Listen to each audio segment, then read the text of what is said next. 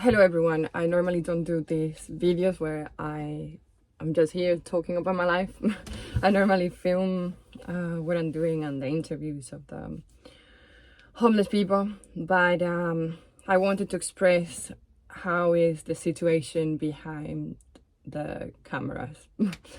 And this is not easy, and that sometimes there are some complications, and I just wanted to express how was the journey of the last homeless guy that I was helping. Well, I'm still helping.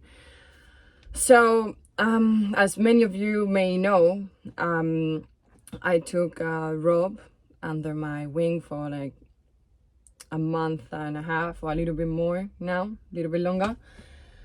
And it hasn't been easy. In the beginning I had a lot of hope, as you have, but it's just exhausting, and I'm not going to lie, I haven't been sleeping at all during these past days. When he was with me, so he stayed in my flat. He was controlled, or not controlled, I mean, he was free, but I kind of was with him 24/7, supporting him. He's an alcoholic, a very a heavy drinker.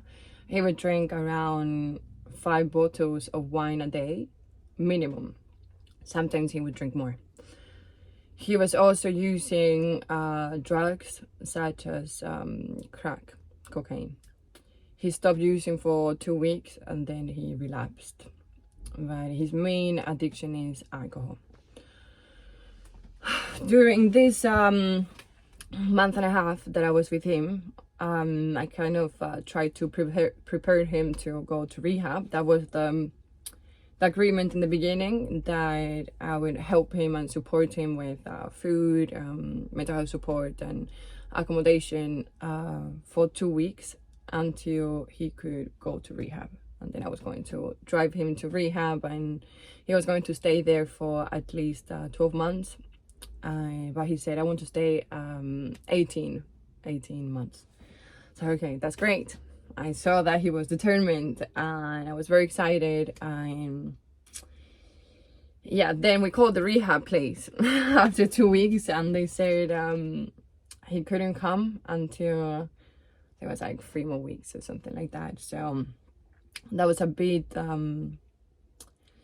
shocking, because we were mentally prepared for that moment, but we used it as a way of helping him a little bit more and prepare him better for that day, because he was still drinking a lot and using drugs. So I was like, maybe we could try to cut down a little bit the alcohol consumption. Not a lot, because I'm not a doctor, and alcohol can be dangerous if you just cut it down straight away. You can have a fit, and you can actually like damage your brain.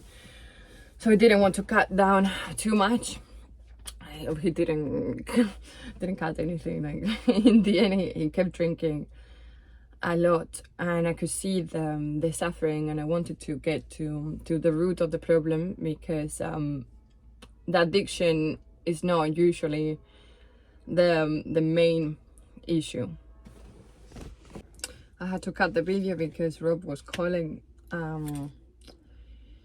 He's not in a very good place at the moment, emotionally, and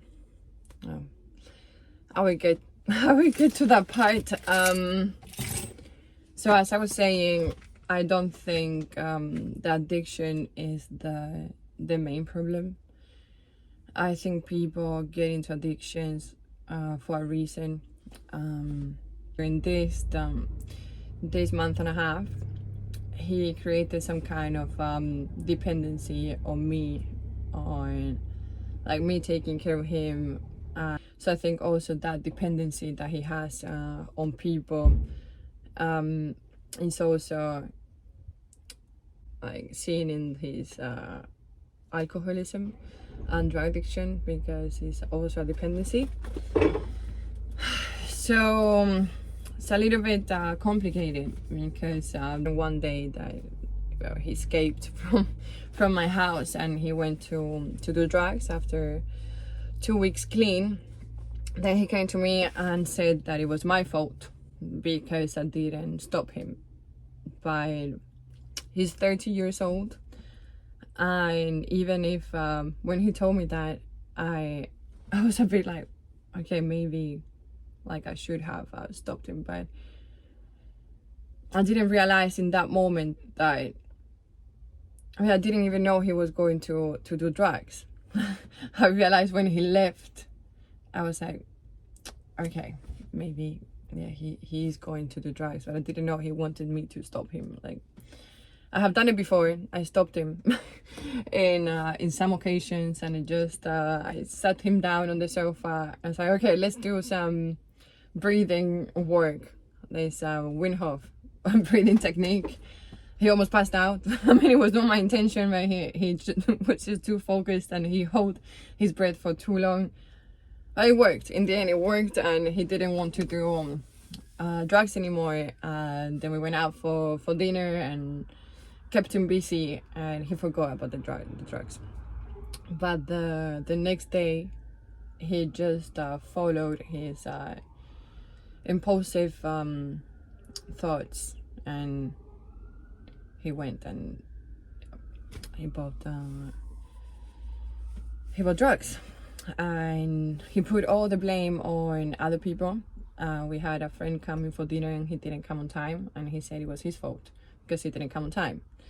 Then it was my fault because I didn't stop him. Then it was also my fault because I gave him cash. Like, yeah, but for 2 weeks you haven't done drugs, and you told me that you would never do drugs again, and then you were okay. And so I thought, okay, maybe I can give him some independence, and he would think about it and try to control himself and just stop that urge to consume. But it was not like this, and I learned that he struggles with stopping himself and thinking what is best for him. So we arrived to, okay, that was before going to the rehab, and we actually got to the day that we had to drive to Birmingham and go to the rehab center. I left him there.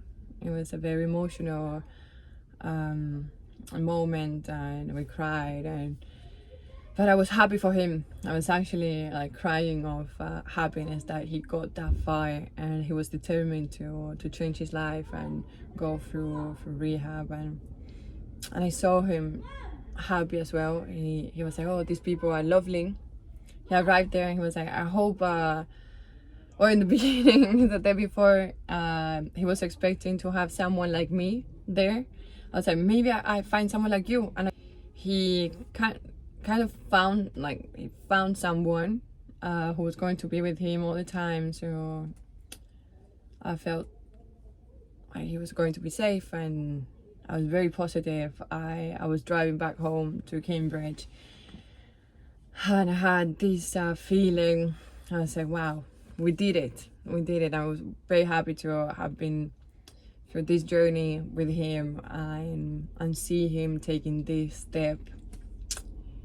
That same day, that same night, a couple hours after I arrived to Cambridge, one of the men that were there texted me, because I gave them my phone number, and well, he told me Rob was out. He discharged himself, and that they were taking him to the train station and giving him £3.50. And he didn't have his phone. I have his phone here somewhere. He left it charging inside the camper van, so he couldn't call me. And they gave him some money to call him from a phone box, and they gave me the number so I could also call the phone box, and I talked to him.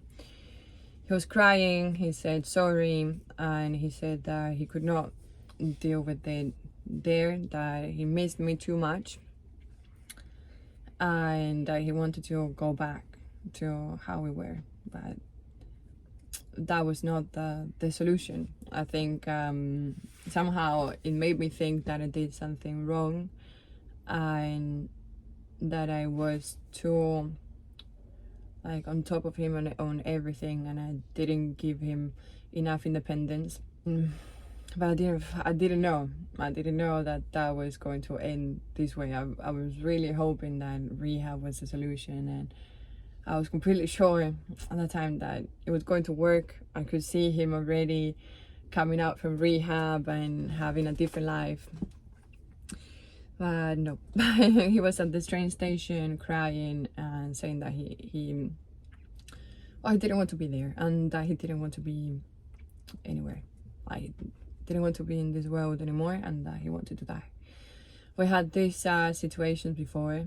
When he was staying with me, one day he climbed to the roof of my building, and he was I tried to jump, but I was like, Rob, come back here. And that was a very difficult situation. And it would also, like, I would find him crying desperately, saying that he wanted to die in several occasions. It was like ups and downs. He had some days where he was okay, some days it was like normal with the amount of alcohol that he's consuming and the drugs.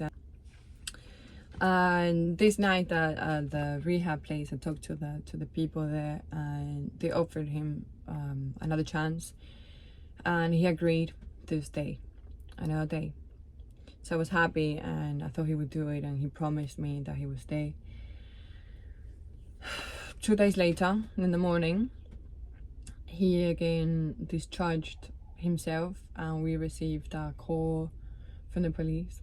My friend Chris received the phone call from the police, and he was highly intoxicated. They were going to take him to hospital. The paramedics were there.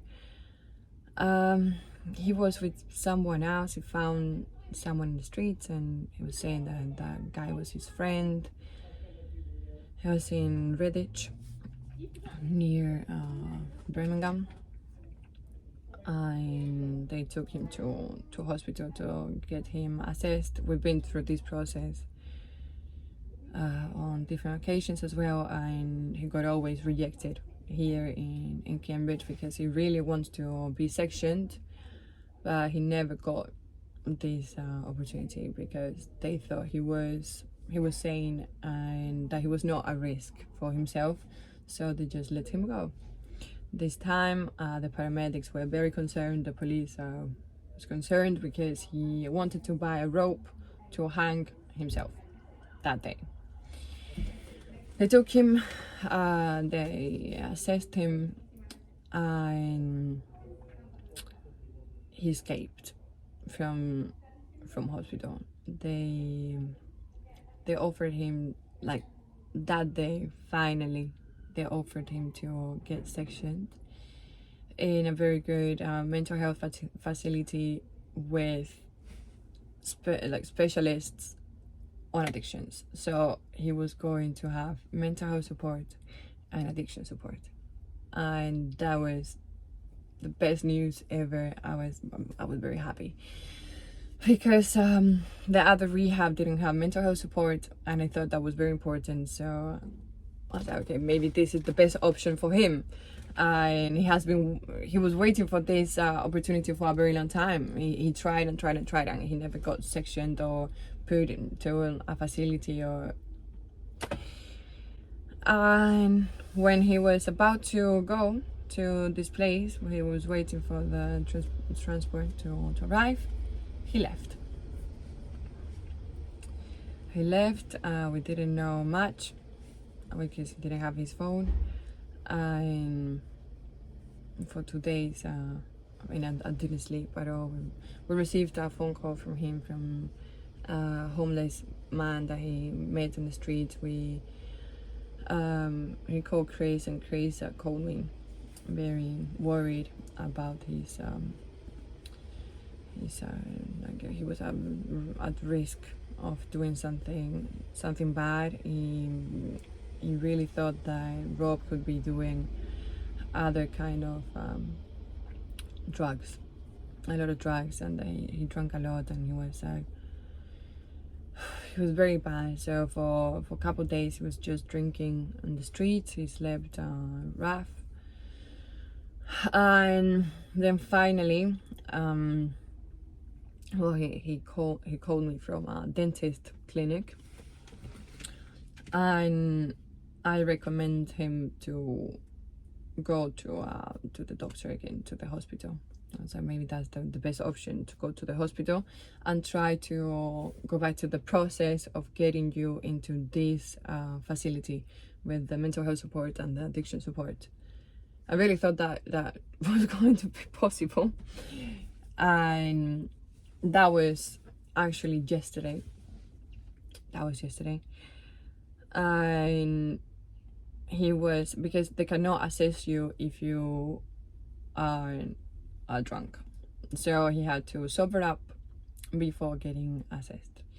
We tried talking to we talked to everyone in the hospital.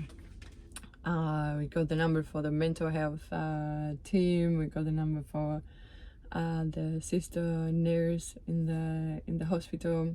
She was very nice, and we thought that he could finally, because he was, at this time I was like, oh, I really need this. So if I can go back and have another chance to go to this place, I will really stick to it and do it. Trusted him again. And yesterday night I went to sleep around 5. I was talking to Chris, discussing different options, because we didn't know if this was going to work, so we wanted to have a plan B just in case. And we were waiting for the call from the mental health team. They didn't call, and we found out this morning that Rob left twice the hospital during the night to get alcohol. So this morning he was drunk again, and he couldn't get assessed. He called me at 8 in the morning, and he didn't tell me that he did this. And he was like, please help me talk to the mental health team and to the psychologist and explain everything. And I said, yeah, that's okay. But then they told us that it was not possible to make an assessment if he was in these conditions. Anyways, they told him to wait a couple hours, and that the mental health team would see him. We had hope again that he was going to get sectioned, but it didn't happen. He called me when I was filming, and he told me that they said he's okay and he can go. It's frustrating. This situation is really frustrating. I don't know what to do. I really don't know what to do.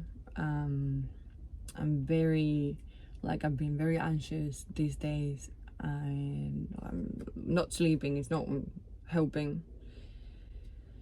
And now they wanted to, so I talked to the mental health team, and they said they were going to send him back to Cambridge. I'm not going to be here for at least a week, so I won't be able to support him during this week. And they said they could find him emergency accommodation, but he's just trying to drink to a level that he's passing out, and he really wants to kill himself through drinking and taking drugs. And he expects other people to help him, and that he has this problem that he does not see his acts and what he does as his own responsibility. He puts the blame on other people all the time. So he blamed the system for not helping him today, But to be fair, yesterday right before yesterday, he rejected the offer of going to the mental health unit. So I'm just very tired, very tired of the situation, because it seems like never ending, and I'm running out of options. Well, we are running out of options, and my friend Chris is helping me a lot. I don't know what I would have done without his help. Because we are always on the phone, and he's very supportive, and sometimes I'm just like, I just want to cry. I don't know what to do, and it's like, okay, like, it's okay, we have he always has like another plan, another option, and we talk about it, and it keeps me positive. But it's just exhausting, and we're still waiting for an answer from Rob, or from the team at the hospital, because they agreed on make the last assessment and see if he can get sectioned, because he started being very, not aggressive, but loud, and he really wanted to get sectioned, and he started screaming and saying that he was going to kill himself if he left the hospital, and that he really needed to get sectioned. So the nurse called the mental health team, and now he will get assessed once he's sober again, and we will see what's happening. But I just wanted to show a little bit of the reality of what it is to deal with people who have drug addictions, because it's not only the drug addiction, most of them have also mental health issues. So yeah. That's all, and I will make another video soon when I have time, and hopefully we will see Rob in a better situation.